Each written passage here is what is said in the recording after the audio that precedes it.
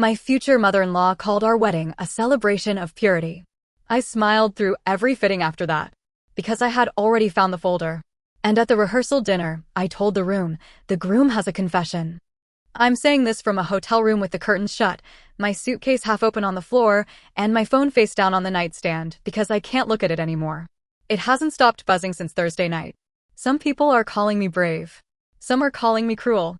A few have said I did exactly what I needed to do to protect myself. Others think I destroyed a man's life because I wanted revenge more than peace. I wish I knew which one was true. 2 days ago, I was almost a bride. The dress was finished. The flowers were paid for. The seating chart was taped to our kitchen wall with tiny notes because his mother kept rearranging people based on who would reflect well on the family. That was how Stephanie talked. Even dinner tables had reputations. My fiancé, Lucas, never corrected her. He would just give me a soft smile across the room, the kind that said, "Please be patient." That's just how she is. For 4 years, I believed that smile. Lucas was the kind of man people trusted instantly. Quiet, polite, careful. He thanked waiters by name. He helped elderly women carry bags. He never got drunk at parties. Before meals, even in restaurants, he bowed his head and said a short prayer. People loved that about him. His parents loved it most. His father, Henry, was a powerful attorney who made normal conversations feel like cross-examinations. His mother, Stephanie, lived for charity lunches, church events, family photos, and polite insults dressed up as concern. When Lucas first brought me into their world, I understood right away that I was not being welcomed. I was being evaluated. Stephanie looked me over, smiled, and said, "Lucas has always had such a generous heart." I laughed because I didn't know what else to do. Only later, in the car, did I realize what she meant. I was the generous act. I wasn't from their circle. My family didn't have a name that opened doors. My parents worked hard, kept their heads down, and raised us to be decent. I had built my own life piece by piece, and I was proud of it. But around Lucas's family, pride felt like something I was supposed to apologize for. Lucas always told me not to take it personally. "My parents are just protective," he said once, after Stephanie commented that my dress was sweet in a simple way. I whispered, "She just insulted me." He squeezed my hand under the table. "She'll come around." I wanted to believe him. That was always my weakness with Lucas. I wanted to believe him so badly that I kept helping him explain things away. The wedding was 3 months away when everything started to fall apart. Lucas had an old laptop he barely used anymore. It had been sitting in our home office for months, slow and dusty, full of files from before we lived together. One Friday afternoon, he was packing for his bachelor weekend. He said it would be quiet. Just a few days with his closest friends, some golf, a cabin, a few dinners, and too many inside jokes. He came into the kitchen holding the laptop under one arm. "Can I ask you for a favor?" he said.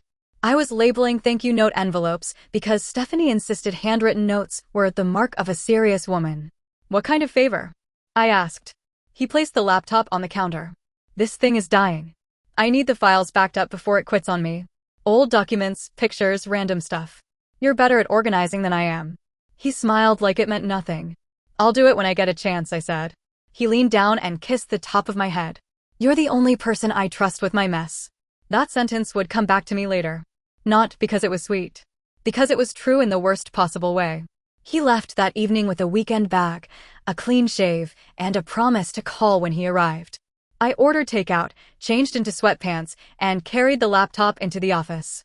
I plugged in an external drive and started moving folders. At first, everything looked normal. Old photos, receipts, tax documents, work files, random screenshots. The transfer was slow, so I made coffee and watched the progress bar crawl across the screen. Then I saw a folder tucked inside a hidden partition. It wasn't named like the others. Everything else was ordinary. Photos, receipts, college, apartment. This one was called property logs. That caught my attention because Lucas didn't own rental property. His family had money, but he had never mentioned managing anything himself. I clicked once, expecting some old family document he had forgotten about. A password box appeared. The hint said, "First dog." I actually smiled. That was how innocent the first still was. Lucas had told me about his childhood dog 100 times. A golden retriever named Scout. His family had framed photos of that dog in their house like he had been a war hero. So I typed it in. Scout. The folder opened. For a few seconds, I didn't understand what I was looking at. There were spreadsheets, screenshots, message exports, receipts, and folders labeled by year. My first thought was that I had opened some kind of business record. Then I clicked the spreadsheet. Rows filled the screen. Dates, times, locations, names, apps, notes. I scrolled slowly at first, then faster, then not at all, because my hand had gone cold on the mouse. The entries went back years. Not before me. During our relationship. During our life together. During the years I thought we were building something honest. The dates matched nights I remembered clearly. Late work emergencies. Conferences. Early meetings. Visits to friends. One evening when he left our anniversary dinner early because he said his manager needed him. I clicked one of the message folders. Then another. Then another. Every time I hoped I had misunderstood, the next file made it worse. Lucas had been living a second life. Not one mistake. Not one drunken confession. A pattern. He had documented it like expenses. And the part that made the room tilt around me was not only the betrayal. It was the risk. There were notes that made it clear he had been careless with strangers, then coming home to me like nothing had happened. He had slept beside me, kissed me, talked about our future children, and let me believe I was safe. I pushed away from the desk so quickly the chair hit the wall. For a minute, I couldn't breathe. I remember standing in the hallway with one hand pressed against my chest, thinking, this is not real. This is not my life. This is not the man who prays over dinner. Then my phone lit up. Lucas calling. I stared at the screen until it stopped. A second later, he texted. Made it to the cabin. Miss you already. I looked back at the laptop. Rows and rows of proof stared back at me. Then I ran to the bathroom and threw up. The next morning, I drove to a private clinic on the other side of the city. I didn't tell my sister. I didn't tell my mother. I didn't call my best friend. I couldn't make the words come out yet. I sat in the waiting room with my hands folded so tightly my knuckles hurt. Everyone around me seemed normal. A woman reading a magazine. A man filling out paperwork. A receptionist tapping at her keyboard. I wanted to scream. How are you all acting normal when my entire life just split open? When the nurse called my name, I stood too quickly and almost tripped over my bag. She was kind. That made it worse. She asked routine questions in a soft voice, and every answer felt like pulling glass from my throat. Then she asked, do you feel unsafe at home? I froze. Until that moment, I would have said no. Lucas had never hit me. He had never threatened me. He had never even slammed a door. But safety is not only about violence. Sometimes safety is information. Sometimes safety is consent. Sometimes safety is knowing the truth about the person sleeping beside you. So I said, quietly, I don't know. The tests came back clean. I should have collapsed with relief. Instead, I sat in my car outside the clinic and cried until my throat burned. Not because I was safe. Because I realized how close I might have been to not being safe. Lucas came home Sunday evening. By then, I had copied everything. Not because I had a plan yet. I didn't. I just knew that if I confronted him without proof, he would turn soft and confused and wounded. He would say I misunderstood. He would say the files were old. He would say someone else used the laptop. He would cry. And if that didn't work, Henry would step in. I could already hear him. Rachel, these are very serious accusations. Rachel, are you certain you're not under stress? Rachel, the wedding pressure has clearly affected you. That family did not solve problems. They managed narratives. Lucas walked through the door carrying his bag, smiling like the world had not changed. Hey, he said.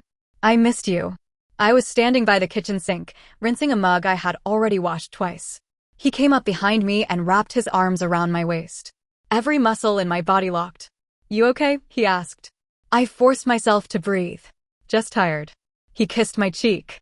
That night, he prayed before dinner. He thanked God for the meal, for family, for our upcoming marriage, and for the gift of a pure foundation.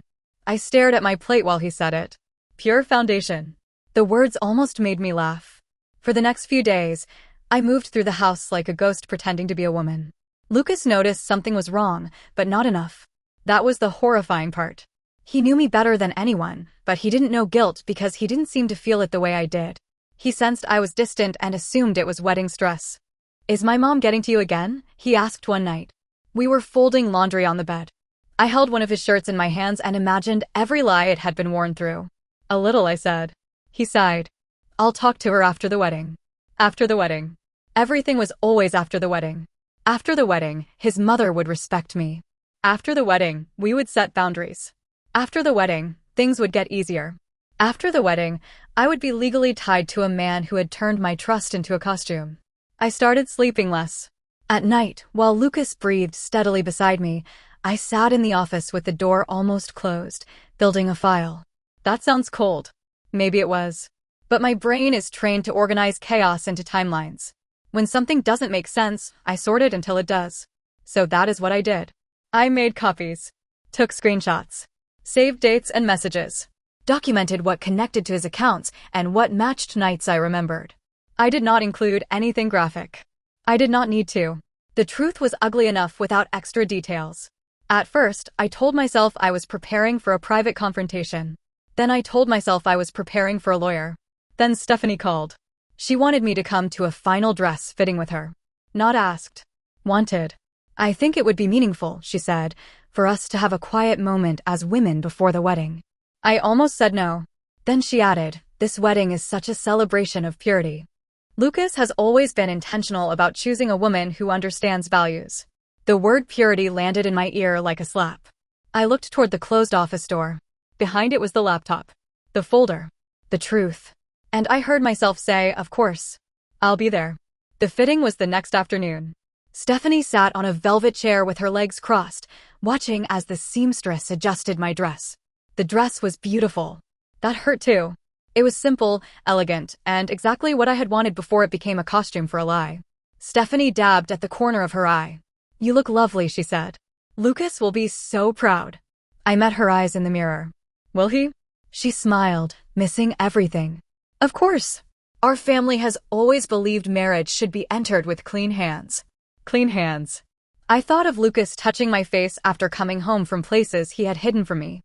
I thought of him holding my hand in public. I thought of him sitting across from my parents, promising he would protect me. I smiled. Not because I was fine. Because something inside me had gone still. After the fitting, I drove home in silence. Lucas was in the kitchen when I walked in. How was it? He asked. She called the wedding a celebration of purity. He laughed lightly. That sounds like Mom. I looked at him.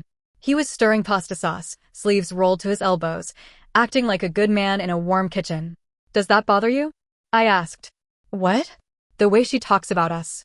About marriage. He shrugged. She means well. No, I said. She means reputation. He paused, then gave me that careful smile. Rachel, don't let her get in your head. But she wasn't in my head. He was. He had been there for 4 years, rearranging reality one lie at a time. That night, I made my decision. I was not going to disappear quietly. I was not going to give his family the chance to turn me into the unstable bride who ran away. I was not going to sit in a lawyer's office while Henry decided how much truth I was allowed to speak.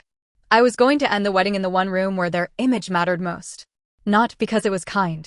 Because it was the only language they understood. The hardest part was not finding the proof.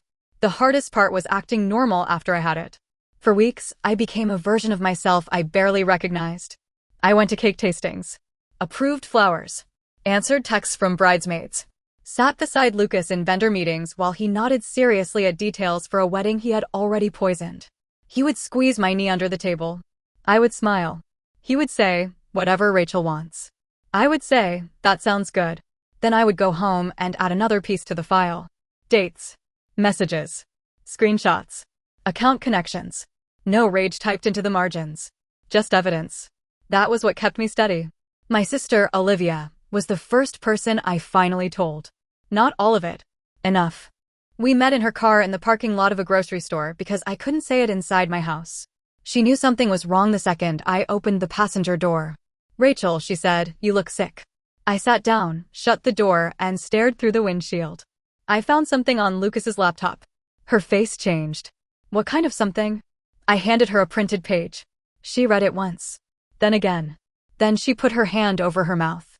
Oh my God. I nodded. She whispered, how long? Years. During you. During me. Her eyes filled with tears, but her voice stayed careful. Are you safe? I got checked. And? I'm okay. She exhaled like she had been punched. Then she grabbed my hand. Leave him. I can't just leave. Yes, you can. No, I said, and my voice cracked. You don't understand his family. I understand enough. They'll bury me. She stared at me. If I disappear, I said, they control the story. They'll say I panicked. They'll say I cheated. They'll say I wanted money. They'll make me look unstable, and people will believe them because Lucas looks like Lucas. Olivia's jaw tightened. What are you planning? I didn't answer. That was answer enough. She shook her head slowly. Rachel, I'm not going to hurt him. You might ruin him. I looked down at my hands. He risked ruining me and still came home for dinner. Olivia closed her eyes. When she opened them, they were wet. I'm not telling you what to do, she said. But whatever you do, make sure you can live with it after the anger leaves. I thought about that sentence every day after. The anger did leave sometimes. That was the worst part.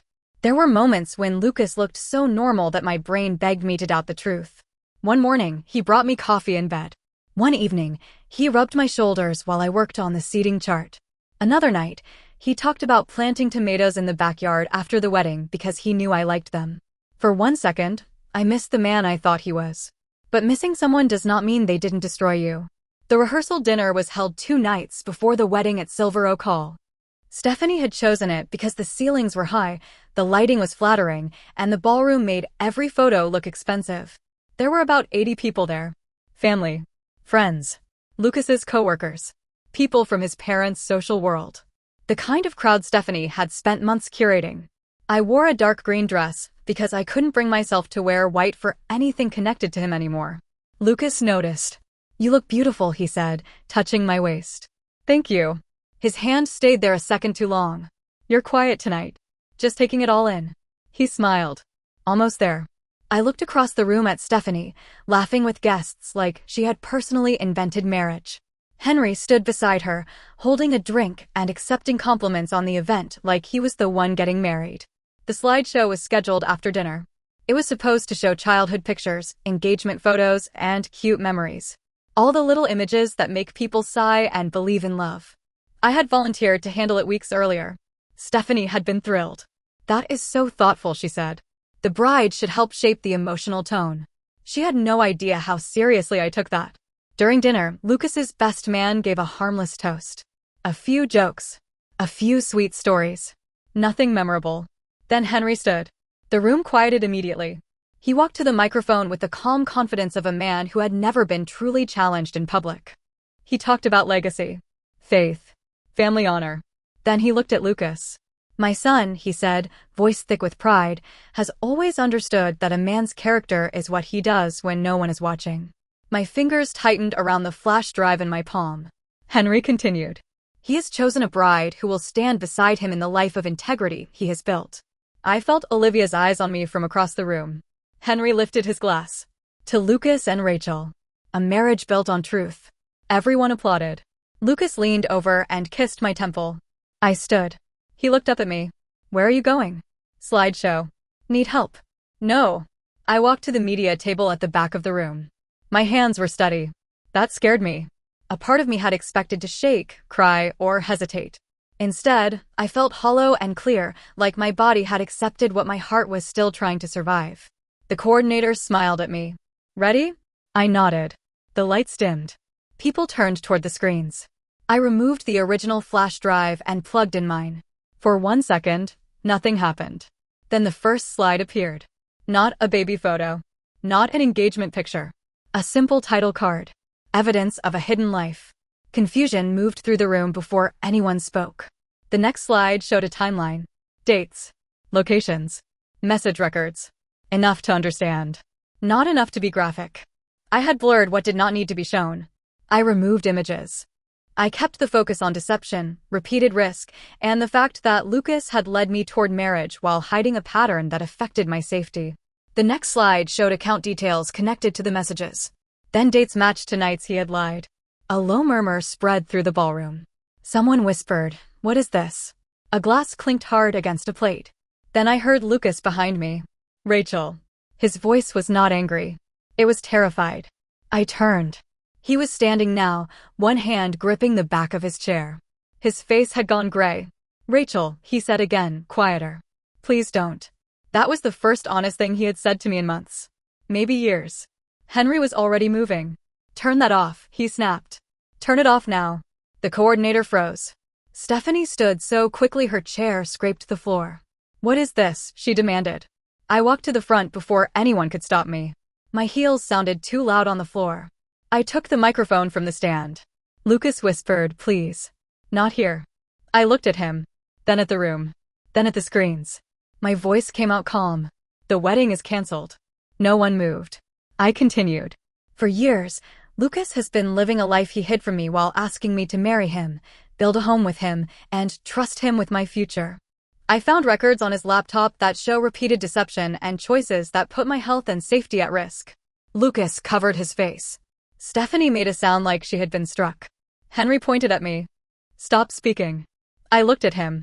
For the first time since I had known him, I was not afraid of his voice. No, I said. You have spoken for this family long enough. The room went completely still. I turned back to the guests. I am not showing this to humiliate anyone's private identity. I am showing it because I was about to be trapped inside a lie, and I know exactly how this family would have explained my disappearance if I left quietly. Henry's face hardened. That is defamatory. I looked at the screen. No, it is documented. Lucas stepped toward me, crying now. Rachel, I was going to tell you. When? He stopped. I asked again, louder this time. When? His mouth opened. Nothing came out. Before the wedding? I asked. After? After children? After I found out from someone else? After I got sick? He flinched.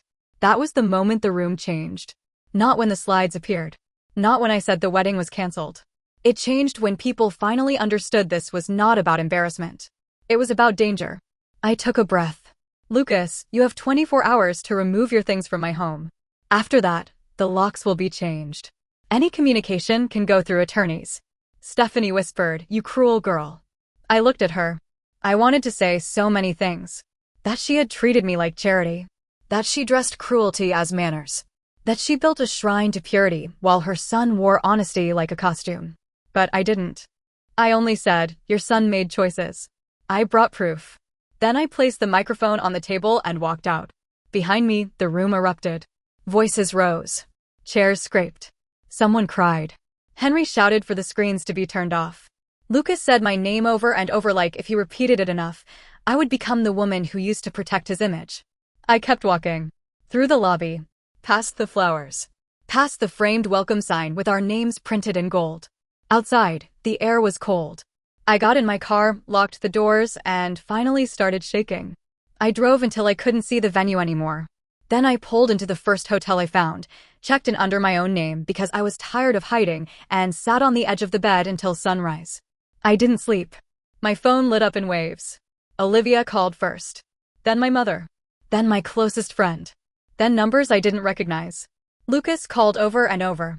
I didn't answer. His first texts were desperate. Please talk to me. I can explain. You didn't have to do it like that. Then they turned angry. You ruined my life. You had no right. My father is going to handle this. Near morning, one message came through that I still haven't deleted. I know I hurt you. But you wanted an audience. I stared at that one for a long time. Because part of it was true. I did want an audience. Not for pain. For protection. That is the ugly part one can admit. I wanted witnesses. I wanted his parents, his friends, and his polished little world to see the truth before anyone could sand it down into something convenient. At 8 that morning, I sent a clean evidence packet to the proper internal security and ethics contacts at Lucas's workplace. I did not send gossip. I did not send anything graphic. I sent a factual timeline showing a hidden pattern of conduct that could create a serious security concern because Lucas worked in a role where trust, disclosure, and vulnerability to pressure mattered. Then I closed the laptop. For the first time in months, I had nothing left to prepare. By noon, Lucas had been placed on administrative leave. By evening, his access had been suspended pending review. No one dragged him out in handcuffs. No one made a public announcement. His company did what companies do when someone in a sensitive position becomes a risk. They locked things down. They opened a review. They protected themselves.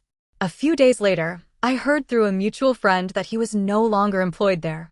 I don't know exactly what happened in those meetings. I don't need to. I know enough. Henry tried to call me once. I let it go to voicemail. His message was controlled, cold, and almost impressive. Rachel, This situation has become unnecessarily destructive. I strongly advise you not to make further statements. There are legal implications to reckless public accusations. I listened to it 3 times. Then I forwarded it to the attorney I had already contacted. After that, Henry stopped calling. Stephanie sent one message. Not an apology. Not concern. Just this. You have no idea what you have done to this family. I almost replied. I almost wrote, no, you have no idea what your son almost did to me. But I didn't. Some people don't want truth. They want silence that flatters them. For the first 24 hours, his parents tried to control the damage. They called guests, asked people not to spread private family matters, suggested I was emotional, overwhelmed, maybe confused by what I had seen. But evidence does not care about social standing. Too many people had seen enough. Too many people had heard Lucas say nothing when I asked when he planned to tell me. By the end of the week, Henry and Stephanie changed strategy. They distanced themselves from him. Not because they suddenly became noble. Because saving him cost more than abandoning him. Their statement to friends was brief and polished. They were heartbroken. They were praying for everyone involved. They were taking time privately as a family. That meant Lucas was no longer welcome in the house for a while. Stephanie removed engagement photos from her social media. Henry stopped mentioning him at gatherings. A family that worshipped image had found its new sacrifice. People keep asking me if that makes me happy. It doesn't. I am not celebrating. I do not feel powerful. I feel exhausted. Some nights, I remember Lucas laughing in our kitchen and my chest caves in. I hate that my brain still holds gentle memories of him. Betrayal does not erase love cleanly. It stains it, but it does not always kill it right away. You can know someone harmed you and still miss the version of them you thought existed. The backlash came quickly. Some friends chose me without hesitation. One text said, "I'm proud of you. Don't let anyone make this smaller than it was." Olivia came to the hotel with clothes, food, and the kind of silence only a sister can give. She didn't ask me to explain. She just sat beside me and held my hand. But other people were furious. One friend said Lucas's betrayal was terrible, but I had turned private pain into public destruction. Another said I should have left quietly and let him deal with his life privately. Someone else wrote, "You didn't just end the wedding. You ended him." I read that sentence over and over. You ended him. Did I? Or did I stop protecting a version of him that never existed? That is the question I keep circling. I know I was cruel. I know there were gentler ways to leave. I could have packed a bag, mailed back the ring, sat across from him in a lawyer's office and watched him cry while Henry planned the cleanest possible story. I could have been dignified in the way people prefer hurt women to be dignified. Quiet, manageable, forgiving before they are healed. But every time I imagine doing that, I also imagine what would have happened next. Lucas telling people I had a breakdown. Stephanie whispering that she always worried I was unstable. Henry using careful legal language to scare me into silence. Guests pitying Lucas as the abandoned groom. People asking me what I did wrong. Maybe I would have survived that. But I would have been surviving another one of his lies. I had already done that for 4 years without knowing. I couldn't do it knowingly. Yesterday, Lucas left one final voicemail. His voice was hoarse. "I loved you," he said. "I know you don't believe that, but I did. I just didn't know how to fix myself." I sat on the hotel floor listening to it. For the first time, I cried for him. Not enough to forgive him. Not enough to regret leaving. But enough to admit he was not a monster in every second of his life.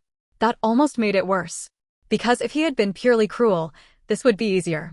But he was tender sometimes. Funny sometimes. Kind to strangers sometimes. He remembered how I took my coffee. He once drove 2 hours in bad weather because my mother's car broke down and she was scared. And still, he chose to lie. Again and again. That is what I have learned. People can be loving in pieces and still destroy you as a whole. I went back to the townhouse today with Olivia. Lucas's things were gone. Not all of them. A mug remained in the cabinet. A jacket hook sat empty by the door. A bottle of cologne was still under the bathroom sink. The life we almost had was everywhere, hiding in ordinary objects. On the kitchen counter, he left the ring box. Inside was a note. I didn't want to read it. I did anyway. It said, "I'm sorry I made you feel like the lie was your home." That broke me more than any excuse would have. Because for once, he said something true. The lie had been my home. I cooked in it. Slept in it. Planned a wedding in it. Defended it to my family. Smiled inside it while his mother measured my worth against her standards. And when I finally found the door, I didn't leave quietly. I burned it open. Now everyone wants to know whether I feel guilty. Yes, sometimes. I feel guilty when I think about the look on Lucas's face in that ballroom. I feel guilty when I imagine him alone, cut off from the family that cared more about reputation than repair. I feel guilty when I think about how public it became. But guilt is not the same as regret. I regret loving a lie. I regret ignoring the small moments where his perfection felt too practiced. I regret every time I apologized to Stephanie just to keep the peace. I regret that my last act as his almost wife was not graceful. But I do not regret telling the truth. Tomorrow, I am going back to the townhouse to change the locks. After that, I will cancel the last vendor payments, box up whatever wedding items can be returned, and start the humiliating process of untangling my life from a future that was never real. I don't know what happens after that. Maybe I become the woman some people think I am now. Cold. Vindictive. Too harsh. Maybe I become the woman others say I already was. Brave. Clear-eyed. Unwilling to be buried. The truth is probably somewhere uglier and more human. I was hurt. I was scared. I was furious. And I chose the option that made sure no one could ever call me crazy for knowing what I knew. Lucas wanted a beautiful wedding built over a hidden life. His parents wanted a perfect story. Their guests wanted speeches, champagne, and easy applause. I gave them the one thing none of them planned for. The truth. So now I keep asking myself the question everyone else seems so sure they can answer. Did I protect myself from a man who was willing to risk my entire future for his secrets? Or did I become someone cruel enough to destroy him just because I finally had the power to do it?